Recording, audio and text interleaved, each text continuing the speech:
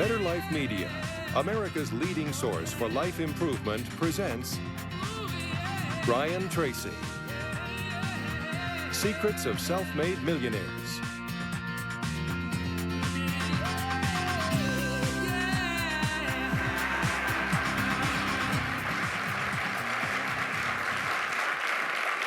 Thank you. Thank you. Thank you for being here. I have some good news for you. More people are going to make more money in the next few years than have been made in all of human history. In the year 1900, there were 5,000 millionaires in America. In the year 2000, there were 5 million millionaires. That's an increase of 1,000 times. Now, there was a leveling off in 2001, 2002.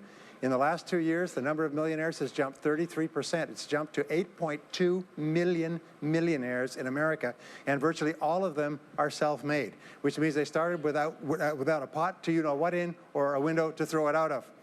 And they've made it in one generation. When we look at the wealthiest people in America today, Warren Buffett, Michael Dell, of course, Bill Gates, Paul Allen, and the Walton family, all first-generation multi-billionaires.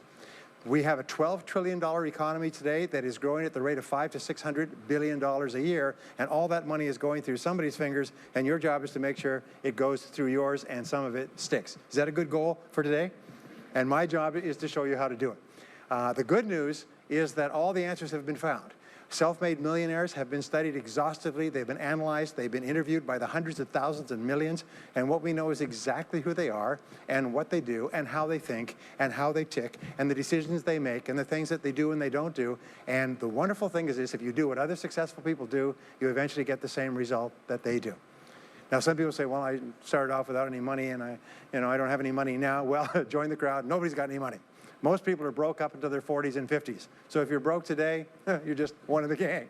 The only question is, do you stay there? And the answer is no. Now, when I started off in this many years ago, I came from very poor beginnings. I did not graduate from high school. I finished in the half of the class that makes the top half possible. When I left school, I dropped out of high school. I could only get laboring jobs. I was told, by the way, if you don't get a good education, you won't do well in life. Don't get good grades, you won't get a good job. Don't go to college, you won't do well, and so on. And I believed that for a long time until I found there's hundreds of thousands, millions of people who dropped out of high school who went on to become millionaires and billionaires as well. The reason I say that to you, by the way, is don't let it hold you back.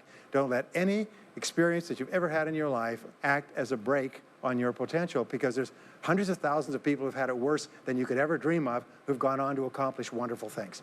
So, I worked at laboring jobs for several years. I worked in construction. I worked on farms and ranches. I worked in factories putting nuts on bolts hour after hour. And one day, in a state of frustration, I began asking this question: why is it that some people are more successful than others?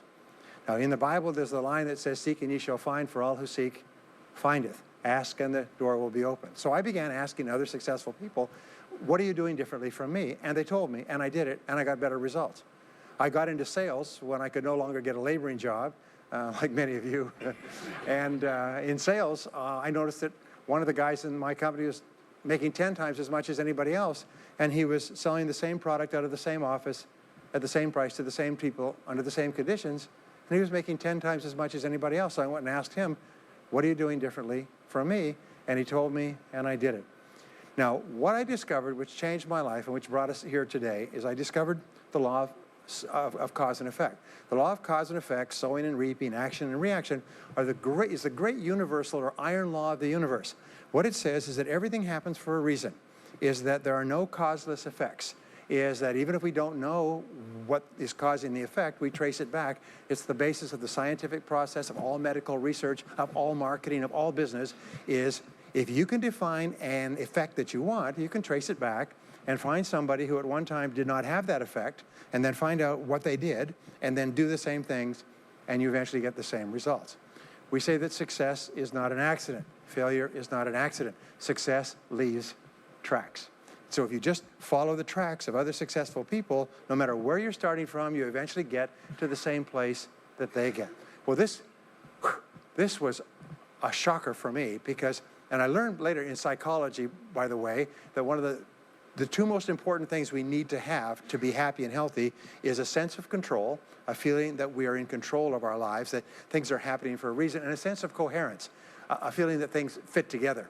Well, when I realized the law of cause and effect explained everything, I thought, wow. So in sales, I went to the top of my sales force. I read and I learned, attended courses, and especially I applied what I learned. And then when I got into sales management, I again read the books and took the courses and asked for advice. And when I got into real estate and importation and development and manufacturing and distribution and a whole series of businesses over the years, the first thing I did is I asked, how does it work?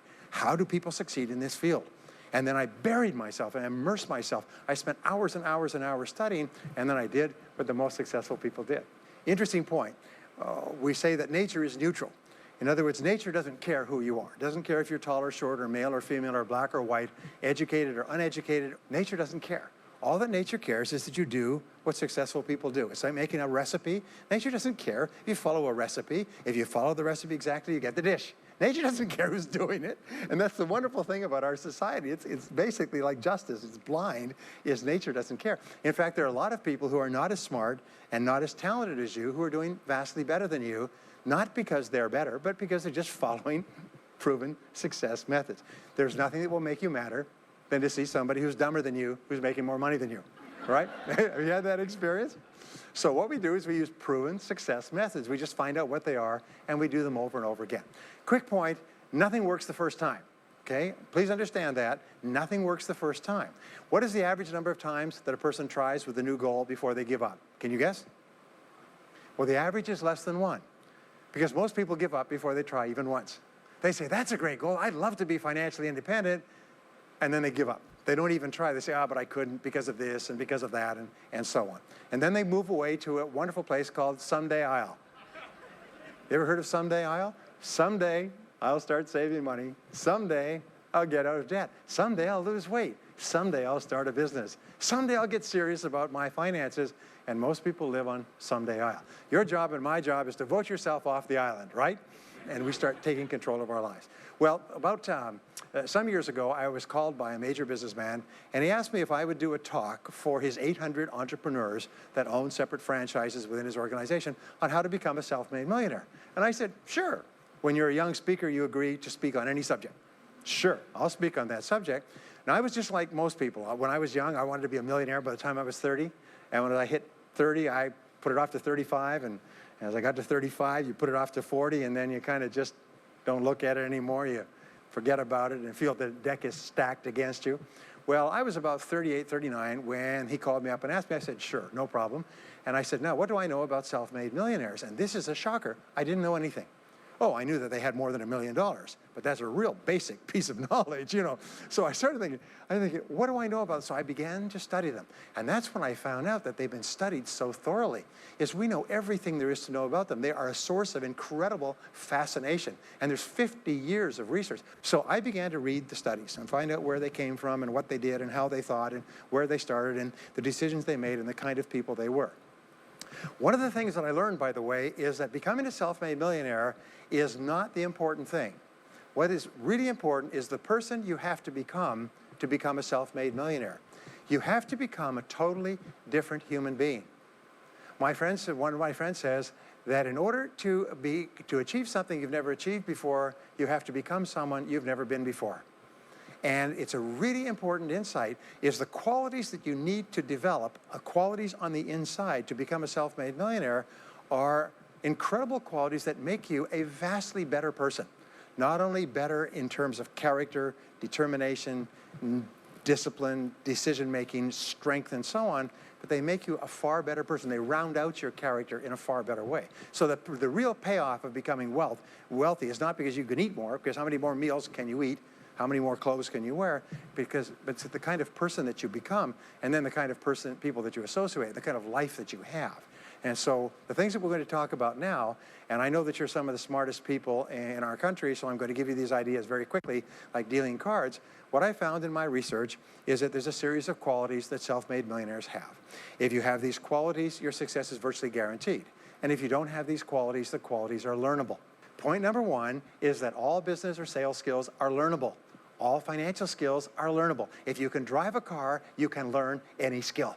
If you can drive a car, you can learn the skill. Now, number two is you're probably only one skill away from doubling your income right now. You're probably only one skill away from setting yourself on the road to becoming a self-made millionaire. That turns out to be the case for almost everyone. And if you don't know what that skill is, maybe over the course of the time we spend together, it'll jump out at you. But whatever it is, you've got to find it out and go to work on it, because it is learnable. It's a learnable skill. People say, well, I've never been very good with money. Well, get over it. The fact of the matter is, you can learn what you need to learn to achieve anything that you want to achieve. So, the success secrets of self-made millionaires. Give yourself a score of 1 to 10, and if you are weak on one of these, it can be enough to hold you back. If you're strong on all of these, then there's no limit to what you can accomplish. The first is to dream big dreams. Dream big dreams. Practice what is called back from the future thinking and project forward. Develop a vision of yourself as happy, healthy, wealthy, thin. Practice what top people practice, which is what is called idealization. You project forward several years and that you imagine that your life is perfect in every way. Imagine that you have no limitations. Imagine that you have all the time and all the money and all the friends and all the contacts and all the education and all the experience, and that you could be or have or do anything you want in life. If you could, what would it be? If your life were perfect in 5 years, what would it look like? How much would you be earning? How much would you be worth? What kind of a family life would you have? What kind of health would you have? What kind of car would you be driving? What would your life be like if you could wave a magic wand and make it perfect in every way? Now, what we have found is this is the starting point of great riches, and it's the starting point of great success in life, is for you to have a dream or a vision of a wonderful future. Here's an exercise that we give people in our audiences, is take a sheet of paper and make up what is called a dream list. Now, imagine this is kind of like a kid's Christmas list, and that it just allows you to just run wild and just write down everything that you could think of that you could possibly want. I had a friend who I taught this to, and he got so excited about it, he bought a spiral notebook, and he began writing. And he'd go through the newspaper, and every single thing he saw in the newspaper that was nice, he wrote it down as a goal. He ended up, first time through, with 330 goals. By the end of the month, he had 500 things that he wanted. The interesting thing was that his life exploded. He activated the law of attraction, and he began to attract into his life people, circumstances, ideas, resources, insights that began to move him toward the accomplishment of the goals and began to move the goals toward him. Number two is to do what you love to do. Whenever you find people who are really successful in life, they're people who do what they love to do. They love their work. The great rule for success in life is to find something that you love to do and then find a way to make a living doing it. Now, when you find what you love to do, it'll be something that gives you energy, it motivates you, it enthuses you. It's probably something that you were meant to do from the time you were born. And when you ask self-made millionaires, what sort of work do you do? They'll often say, I've never worked a day in my life. I just do what I like to do. I had a graduate in my course once who came up to me and said, you know, that's interesting. He said, when I was a little boy, I loved to study airplanes. He said, I got airplane books, and I had airplane models, and I had toy planes, and then I got into competitions with remote-controlled planes. He said, when I grew up and went to school, I studied aeronautical engineering. He said, today, he said, I'm 35. He said, I own 3 companies. One builds a small aircraft. Another one repairs and services small aircraft. Another one is in leasing and chartering small aircraft. He said, I've never worked a day in my life. He said, I've just played with planes since the time I was a kid. So one of the things that you can do is go back to the time when you were young, as a child between the ages of 7 and 14, before you discovered boys or girls, and what is it that you really love to do? And you'll often find that within that is something you're supposed to do as an adult. Number 3 is commit to excellence. Now, this is really, really important, and I had a hard time with this as a young man because I was never good at anything. I was never picked for any team, and if I was picked, I was the first person cut. I got lousy grades in every class. I got fired from multiple jobs. I even got fired from a job pumping gas once. Can you imagine that? Being fired for pumping gas because you're no good. They came out and said, you're no good at pumping gas. How can you be no good? Little old ladies can pump gas, and here I was no good at pumping gas. Anyway, so I got fired. I went from job to job, and then I discovered that all people who are successful are excellent at what they do. You know the old question they asked Willie Sutton, the bank robber, why do you rob banks? He said, well, that's where the money is.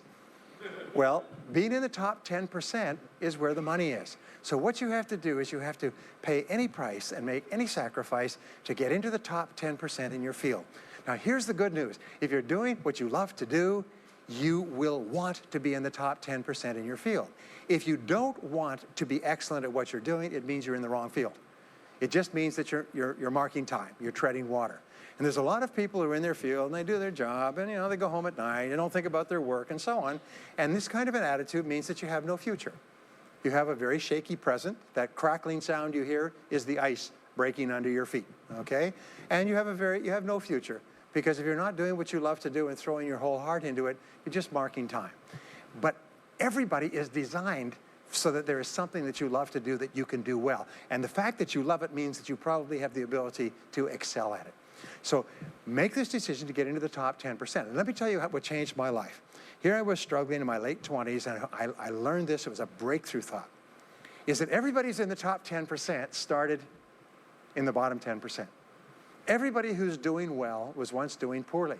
Everybody who is at the top of your field today was once not even in your field at all and didn't even know it existed. What that means is that if you're willing to pay the price and work hard and make the sacrifices, you can get into the top 10%. Now, how long does it take? It doesn't take a week or a month. Most people are really impatient. And to achieve mastery in your field takes 5 to 7 years. People say 5 to 7 years. Geez, I'll be 5 to 7 years older before I start enjoying the big rewards. Well, how much older will you be in 5 to 7 years anyway? Now, here's an important point. Are you ready? The time is going to pass anyway. The time is going to pass. 5 to 7 years from now, 5 to 7 years will have passed. The only question is, are you going to be at the top of your field, or you're still going to be down there with the mediocre 80%? And the wonderful thing is this is nobody's better than you, and nobody's smarter than you. If anybody else is at the top of their field, it means that you can be at the top of your field. Just go to them and find out how they got there, because they started at the bottom. Now, it may take longer for some people and less for others, but everybody who puts one foot in front of the other and keeps moving eventually gets there. And that's where all the rewards are. And not only that, that's where all the joy in life is. When you're really good at what you do, you feel wonderful about yourself. You're respected and esteemed by everybody around you. You can write your own ticket. You can open any door when you're good at what you do, because you get up in the morning and you know you're good. And that is more important than the rewards that go with it. The next key is to develop your unique talents and abilities. Every single person is designed from infancy with special talents and abilities that, if you develop them to their height, can enable you to accomplish anything you want in life. Everyone is genetically structured to be able to do something superbly, to do something they enjoy, to do it well, and to get great satisfaction from it. Peter Drucker often asks the question, what are you good at? What are you good at today? What should you be good at? What could you be good at? What will you be good at? And so one of the questions that we ask is, looking back in your life, what has been most responsible for your success up to now? What has been most responsible in the past? What is it that you have done that has gotten you the best results? Because as we said before, success leaves tracks. And if you look back into your past, you'll often find indicators that guide you to your future. Do you remember that fellow that won $300 million in the lottery? He was a high school physics teacher. And they asked him what he's going to do with it. He said he's going to take a week off and then get back to work, because he doesn't want to give up his job teaching high school physics, because he loves his work so much. That is a person who's in the right place for him. And now he can just drive to it in a nicer car. Anyway, now the next key to becoming a self-made millionaire is to see yourself as self-employed. What we found is the top 3% of adults in our society see themselves as self-employed. They see themselves as in charge of their own lives. When I started off my career as a young man, I was 21 years old, working as a construction laborer, living in a one-bedroom apartment, broke, taking buses 2 hours every morning to get to work, and buses 2 hours to get back. I still remember that, and I still remember a light going off one evening. I was sitting there in my little apartment, in my little kitchen alcove, and I suddenly realized that I was responsible, that I was in charge of my own life, that no one was coming to the rescue. And it was one of the great turning points in my life. So what you find is that all exceptional people are highly responsible people. They look upon themselves as self-employed. Sometimes I'll ask an audience, I'll say, how many people here are self-employed? And some people will raise their hand and some won't. I'll say, now what's the true answer to this question? And the true answer is that everyone is self-employed. The biggest mistake you can ever make is to ever think you work for anyone else but yourself. Even if someone else signs your paycheck for you all your life, the most valuable people in any organization are the people who treat the company as though it belongs to them. They see everything that happens as affecting them personally. They're not the 9-to-5ers, the no-hopers that say, yeah, well, I go to work. When I'm not at work, I don't think about my work. These people, somebody has told them that's a clever way to think. It's the way losers think. Winners think about their company, and when they're not there, they think about how they can do it better. When something happens in their company, they take it personally because they see themselves as highly responsible. As a result, they're paid more, they're given more educational opportunities, they're promoted faster, and these are the people that eventually, like cream, rise to the top of every organization and every industry, the top 3%. The next key to becoming a self-made millionaire is to develop a clear sense of direction. Developing a clear sense of direction means that you need to become intensely goal-oriented. We find that all successful people are goal-oriented. There's an old saying, you can't hit a target that you can't see. You've got to know what you want in every area of your life. Some years ago, I worked with the Hunt Oil Company in Texas. The Hunt Oil Company was founded by H.L. Hunt, who became the wealthiest, self-made, multi-jillionaire billionaire in the world. At his peak, he owned 200 companies and had a royalty income of $3 million a day. Most phenomenal man, by the way. And he was interviewed by a friend of mine on television before he died in the early 70s. And he was asked, what are the secrets to success? He said, the keys to success have only been two through all my life, and I will tell you what they are. He said, number one, he said, decide exactly what it is you want and write it down and make a plan to achieve it. And number two is determine the price you're going to have to pay to get it and then resolve to pay that price. Now, where the law of sowing and reaping cause and effect, I learned an additional point to that. I learned that your current life today is the result of the price you've sown up to now. Is whatever you've put in, you get out. So whatever you're getting out today is a result of what you've put in. If you don't like what you're getting out, what you have to do is you have to put in something different. What I found is this, is that life is always just in the long run. So therefore, life says this, is there's a price you have to pay, and there's two qualities. First of all, you have to pay the price in full for your success of study, preparation, hard work, and so on. And second of all, you have to pay the price in advance. You don't get it afterwards. The way the world works is first you put in what you need to put in, and then you get out the rewards. So you have to ask yourself, what is the price that you have to pay to achieve the success that you desire? And you have to write it down and make a plan and work on it every day. Now, let me give you a quick exercise, which is my only take-home or homework exercise for our time together. I want you to take a piece of paper like this and write down 10 goals that you'd like to accomplish in the next 12 months. Write the word goals and today's date at the top of the page. Write down 10 goals you'd like to accomplish, and then ask yourself this great question. If you could only accomplish one goal on this list, but you could accomplish it within 24 hours, which one goal would have the greatest positive impact on your life? Now, this is a great question because it'll usually jump out at you. You say, that's the one. If I had this, that would have more of an impact on my life than anything else. Sometimes it's a financial goal, sometimes it's a health goal, sometimes it's a relationship goal. But whatever it is, put a circle around that goal and then turn the page over and write it at the top of the page. Set a deadline on the goal, make a list of everything that you could think of to do to achieve the goal, and then begin working on your list. And here's the kicker, do something every day. Do something every day that moves you one step forward towards your major goal. My promise to you that this exercise, selecting your most important goal, making a plan, and working on it every day, will change your life in ways that you cannot imagine.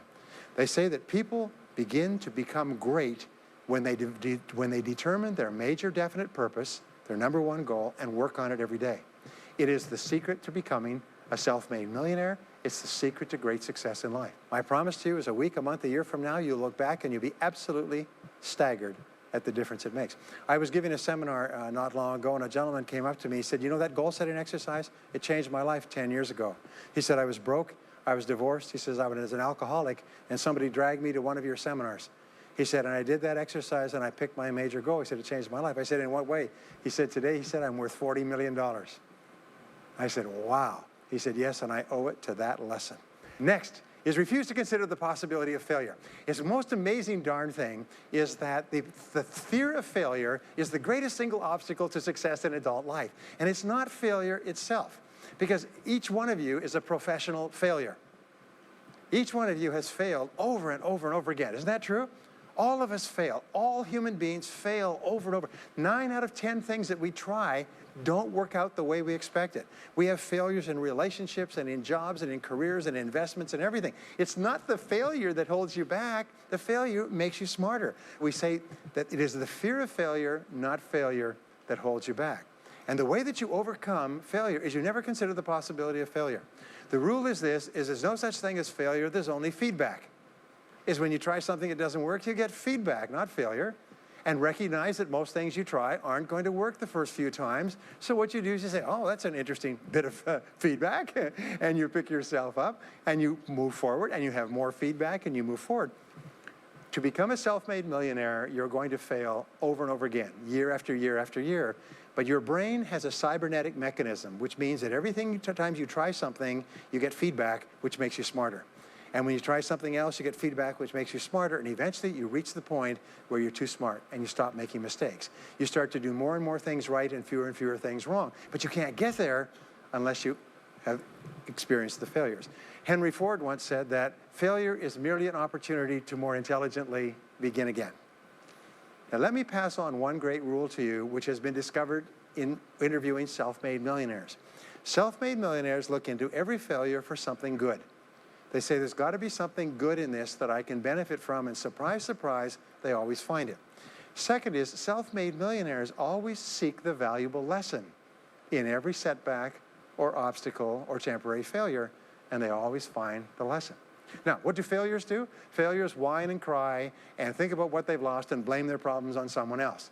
Successful people say, what can I learn from this that will make me smarter next time? And my promise to you, those who seek find, is that if you go looking for a valuable lesson in the biggest problem that you're facing today, you'll always find the lesson. Here's another possibility. Your biggest problem today could be the biggest gift that you have ever received, because it may contain within it the lesson that will make you successful. If you stop thinking about what happened and who's to blame, and you start looking for the gift within your problem, sometimes it can transform your life. The next key is to dedicate yourself to lifelong learning. Now, what takes you from rags to riches is personal development, personal and professional development. In the 21st century, as Peter Drucker says, knowledge and skill are the keys to the 21st century. And the only thing that will be relevant, the only skill that will be relevant in the 21st century is the ability to learn new skills, because virtually everything you know is becoming obsolete at a rapid rate. Stephen Covey says that your current knowledge base has a half-life of 2 years, which means that half of everything you know will be irrelevant within 2 years. And 2 years from now, half more. So if you're not continually learning and upgrading your knowledge and skills, you're not staying in the same place. As Pat Riley says, the basketball coach says, if you're not getting better, you're getting worse. If you're not constantly learning, you're actually falling behind. So here are the 3 keys to continuous learning. Number 1 is read in your field 30 to 60 minutes each day. In other words, turn off the television, turn off the radio, put aside the newspaper, and just read in your field. The very best places to read, by the way, are books. Read books, the best-selling books written by the most successful people in your field, because books contain a wealth of riches that can enable you to function at a far higher level, to get much better results than you could before. So read 30 to 60 minutes a day. I've had people tell me, countless people over the years, that reading an hour a day has doubled and tripled their income within a year. The second thing you do is take every course that you possibly can. The courses and seminars that are available to you in your field that are given by professionals are courses that have been developed over years and years and years. They have been tested and tested and tested. The person who is talking to you for several hours has spent thousands of hours learning their subject. They have dry tested this or done test runs with thousands of other people. When you take a course, you can learn enough information in 1 or 2 days, more than you could learn in 2 or 3 years or maybe even a lifetime, all distilled and put together. People say, I can't afford a course. You cannot afford not to buy books. You can't afford not to go to courses. Some years ago, I had a dentist, and he was a very successful dentist. I was recommended to me by a friend. And this dentist retired at the age of 53. And just before he retired, he sold his practice for about $2 million. Just before he retired, he told me why. He said about 8 years before, he had attended a dental congress in Hong Kong. This is from California. He'd flown all the way to Hong Kong to attend this international dental congress because there were specialists giving private lectures, sort of plenary sessions on the side. And he attended this session, and it was on a particular technique of cosmetic surgery that this dentist had developed that no one else knew, where you could basically straighten out a person's entire front jaw so they look beautiful at a very low cost, at a very high level of effectiveness. He came back and he began implementing this in his practice. People began flying from 500 to 1,000 miles away. Every dentist sent their families, members, and themselves to this dentist. He was able to charge whatever he wanted to charge. He said 8 years later, he retired as a self-made millionaire at the age of 53 to enjoy his money for the rest of his life from what he learned from one session at one convention at one course. Now, that is a true story, and maybe it's an exception, but you can never tell where the information is going to come from. The third way that you can upgrade your skills is listen to audio programs in your car. The average driver drives 500 to 1,000 hours a year, 25 to 50,000 miles. If you listen to audio programs in your car, according to the University of Southern California, you will get the equivalent of almost full-time university attendance just listening to learning material as you drive around. It can totally and profoundly change your life. Very, very important. Here's an interesting point. The more you commit yourself to becoming the best person you can be, the more you like yourself and respect yourself. The more energy you have, the bigger goals you set for yourself, the more you persist.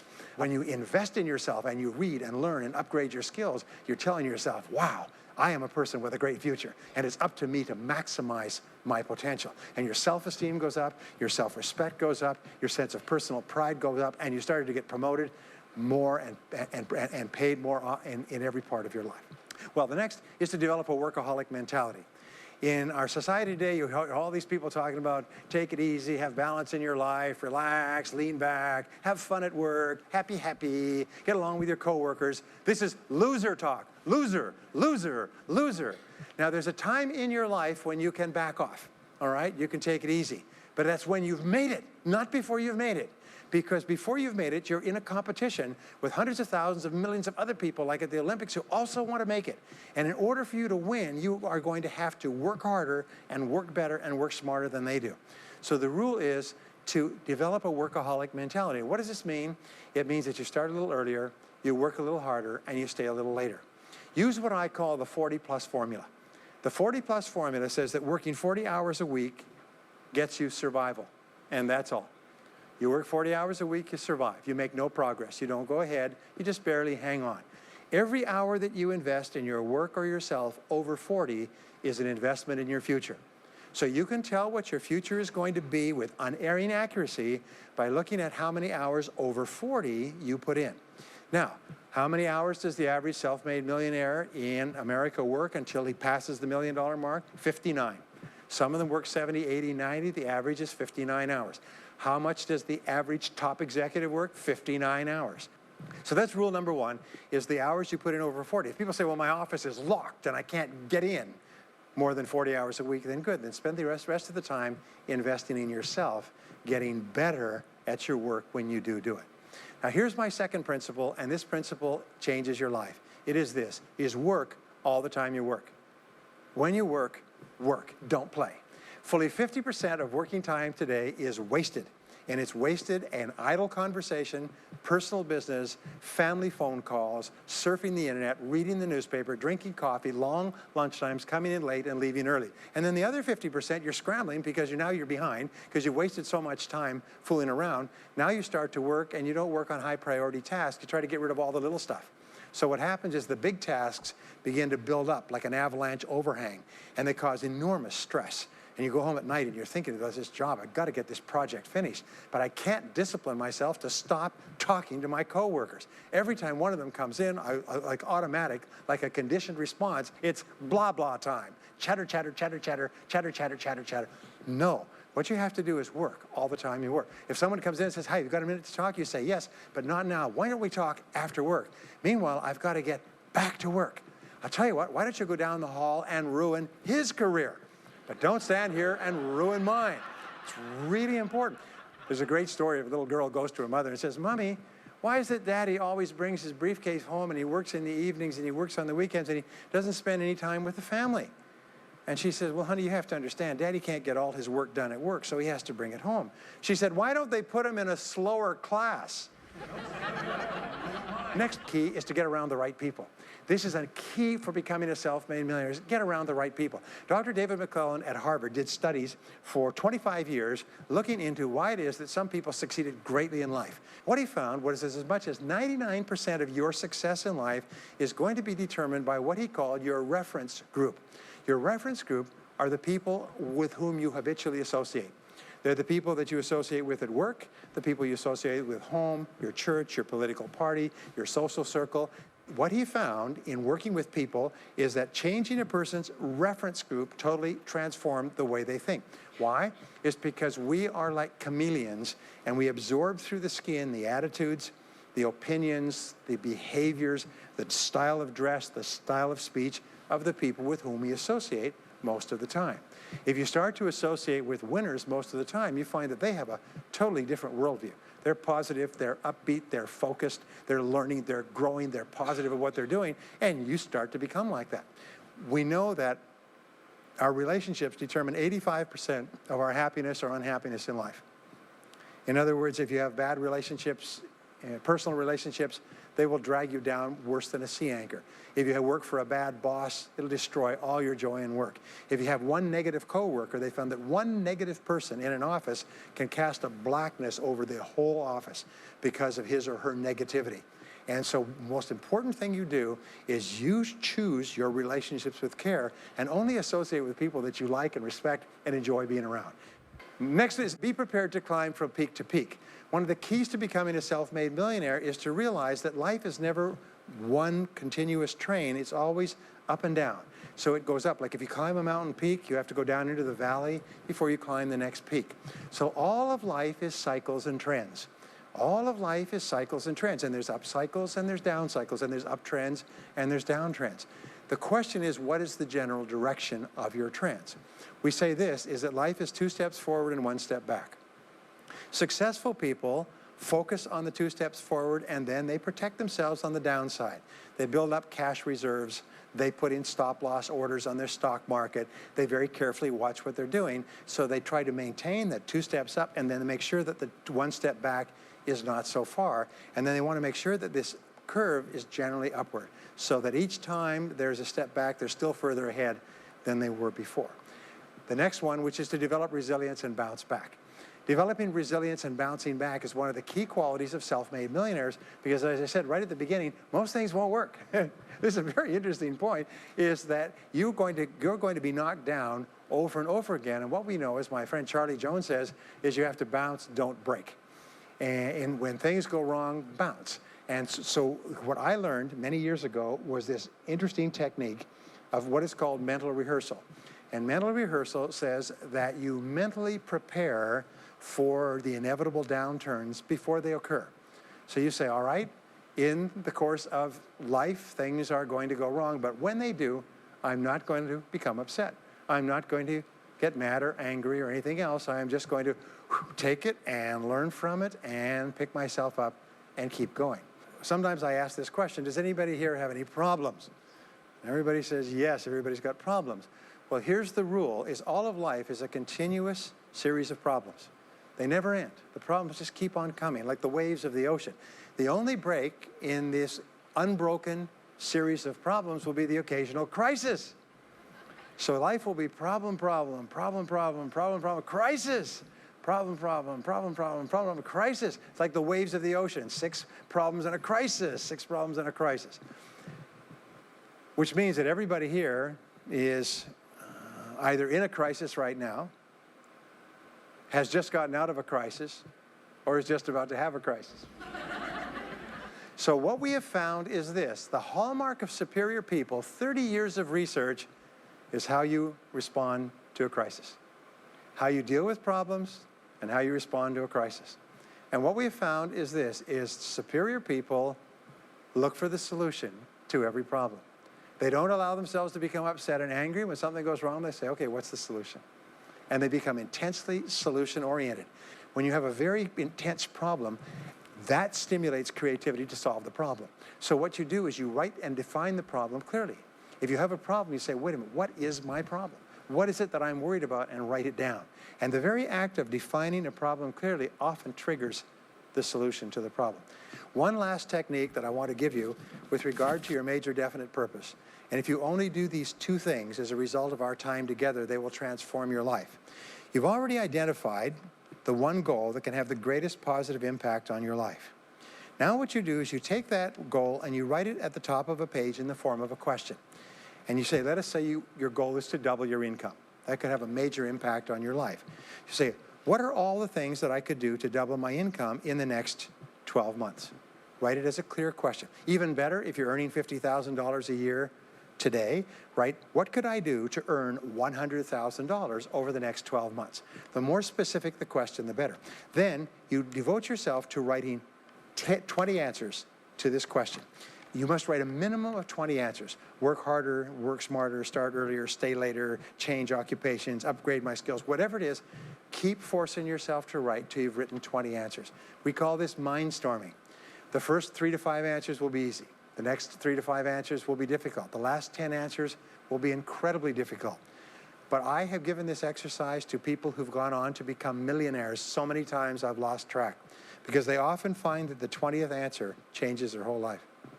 And if you've ever done this once, it's absolutely staggering. More people have become millionaires with this simple idea of mindstorming, what I call the 20 idea method, than any other single method of creative thinking ever discovered.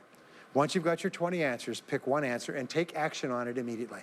Once you've got, it doesn't matter what it is, just take one answer and take action on it, and that will keep you thinking and acting creatively all day long. The next key to becoming a self-made millionaire is to become an unshakable optimist. An unshakable optimist means that you think and talk about what you want most of the time. Optimists think and talk about what they want. They look for the good in every situation. They seek the valuable lesson. They're constantly feeding their mind with great ideas, which opens up new perspectives. What I have found is that optimists have 3 wonderful qualities. Number 1 is they learn more things. As a result, they dramatically increase the likelihood that they will learn the right thing at the right time.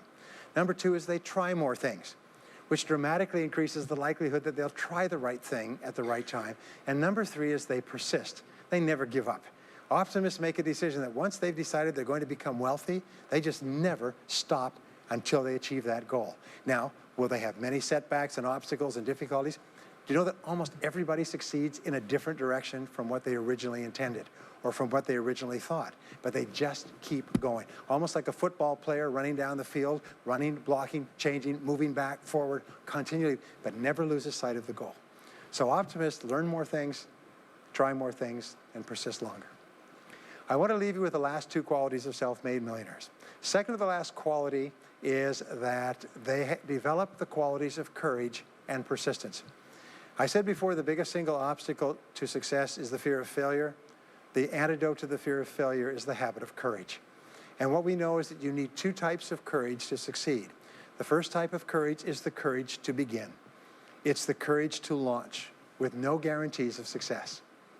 Someone once said that if all obstacles must first be removed, nothing will ever get done. So successful people are willing to think, plan, make decisions, and then take action with no guarantees. We say leap and the net will appear. Take action with no guarantees and then learn. The second part of courage is the courage to endure. It's the courage to persist. It's the courage to keep on keeping on. It's to make the decision in advance that you will never give up. No matter what happens, you will never give up. You will get knocked down over and over again, but you'll never give up. And the interesting thing is if you make that decision in advance, you'll find yourself continually bouncing back. So courage means the courage to begin and the courage to endure. And the final quality of self-made millionaires, and Napoleon Hill called this the master key to riches. After studying 500 of the richest people in American history, he said it's the quality of self-discipline. It's the ability to make yourself do what you should do, when you should do it, whether you feel like it or not. The quality of self-discipline is the quality that will make you a big success. It's the ability to force yourself to do what you know you should do. And here is the wonderful discovery. Is persistence is self-discipline in action. Every time you persist, you build your self-discipline. Every time you practice self-discipline, you build your ability to persist. And the 2 of them are tied into your self-esteem. So the more you persist, the more you like yourself. And the more you like yourself, the more discipline you have. And the more discipline you have in practice, the more you like yourself. As a result, the more you persist. And eventually you get onto an upward spiral where you become absolutely unstoppable. You reach the point where you know you can achieve the goal and nothing in the world can stop you. And every step that you take forward makes you stronger and stronger and stronger until finally people say, I know one thing about him, I know one thing about her. You cannot stop him or her. Once they decided they want something, they will not stop until they get it. And when you develop that quality, there will be nothing that is impossible to you. So let me just leave you with these last points. We're living at the very best time in all of human history. More people are going to make more money in the next few years than have ever been made in all of human history. More people are going to become millionaires and are becoming millionaires today at a faster rate than we've ever thought possible. And no one is better than you, and no one is smarter than you. And if you do what other self-made millionaires do, then nothing in the world can stop you from eventually getting the same results as other self-made millionaires. And I hope you do. Thank you very much.